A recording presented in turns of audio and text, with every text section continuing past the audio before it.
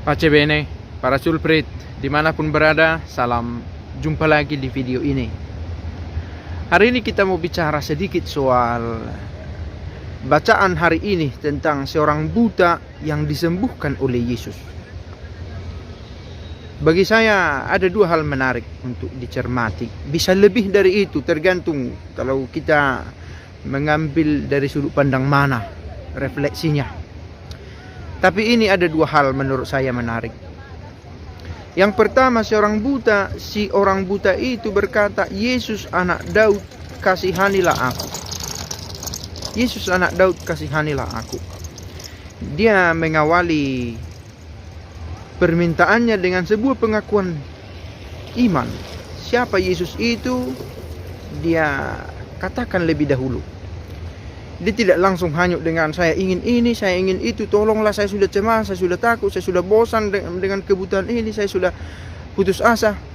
Bukan keluh kesah, bukan keinginan, tetapi diawali oleh pengakuan. Pengakuannya, pengenalannya tentang siapa Yesus. Ini yang mungkin sering terabaikan. Pertama-tama memantapkan iman, lalu meminta. Memang dua hal ini bisa terjadi bersamaan, tetapi seringkali karena permintaan, karena keinginan, terabaikan pengakuan iman kepada Allah dalam diri Kristus. Itu yang pertama, diawali dengan pengakuan iman sebelum meminta. Yang kedua, Yesus bertanya, "Apa yang kau inginkan aku berbuat padamu?"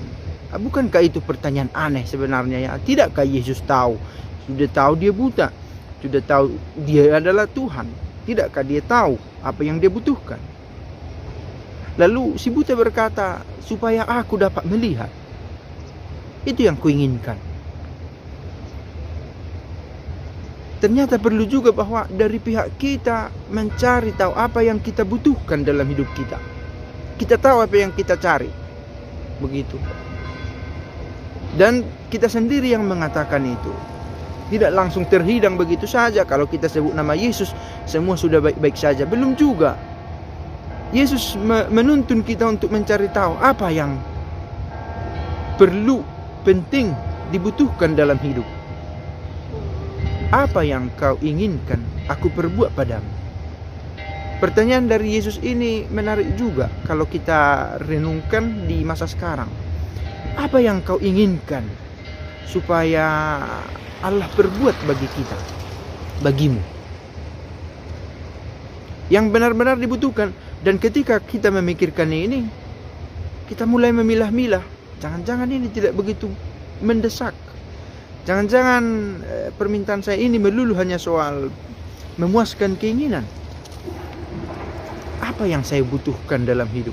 Kadang orang tidak tahu persis apa yang dia butuhkan. Oke, tidak tahu persis, tetapi ada kegelisahan, ada kecemasan. Kadang kita dicemaskan oleh hal-hal yang tidak begitu mendesak, yang tidak mendasar. Atau kita tahu apa yang kita butuhkan, tapi kita tidak tahu cara meminta, cara mencari pertolongan. Itu tadi terkait dengan yang pertama, meminta dengan pertama-tama menegaskan pengakuan iman. Terima kasih kita ucapkan atas bacaan hari ini yang mengingatkan kita untuk melihat pentingnya mengakui iman sebelum atau mendasari segenap permintaan kita. Lalu kita juga perlu tahu apa yang kita butuhkan dan dengan rendah hati mau meminta itu. Dan satu hal lagi tambahan dari yang dua ini saya pikir penting juga. Kasihanilah aku. Siapa orang yang berkata kasihanilah aku? Yang pertama, yang tahu dirinya lemah, dia tahu saya butuh kasihan. Yang kedua, yang merenungkan hidupnya. Ada orang yang tidak sadar bahwa dia tidak sanggup, sehingga yang dia lakukan tidak membuahkan hasil yang baik, boleh dikatakan. Tidak menjadi rendah hati, kadang dengan mengetahui kelemahan kita dituntun menjadi lebih beriman, lebih rendah hati, mau meminta. Mau meminta ini bukan hal yang selalu gampang bagi beberapa orang.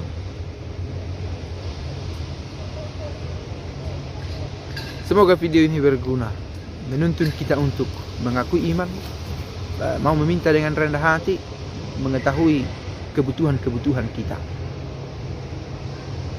Pace bene.